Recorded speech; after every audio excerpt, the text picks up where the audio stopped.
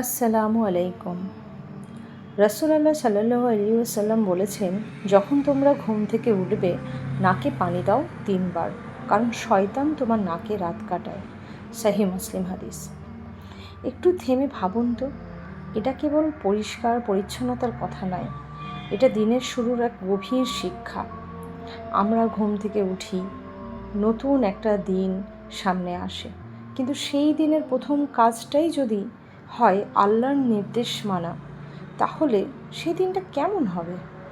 নাকে পানি দেওয়াটা খুব ছোট্ট একটা কাজ, মাত্র কয়েক সেকেন্ড, কিন্তু এই ছোট্ট সুন্নাত ভিতরে ভিতরে বলছে, দিনটা শুরু করো পবিত্রতা দিয়ে, নিজেকে প্রয়োজনীয় প্রভাব থেকে মুক্ত করো, শয়তানের হুইসপার দিয়ে নয়, আল্লাহর দিকে এগিয়ে চলো।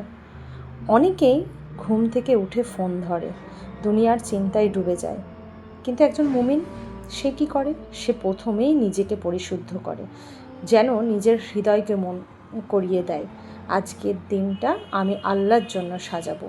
এই ছোট্ট সুন্নতি হতে পারে তোমার পুরো দিনের আলো, তোমার সুরক্ষা, শান্তি আর নূর।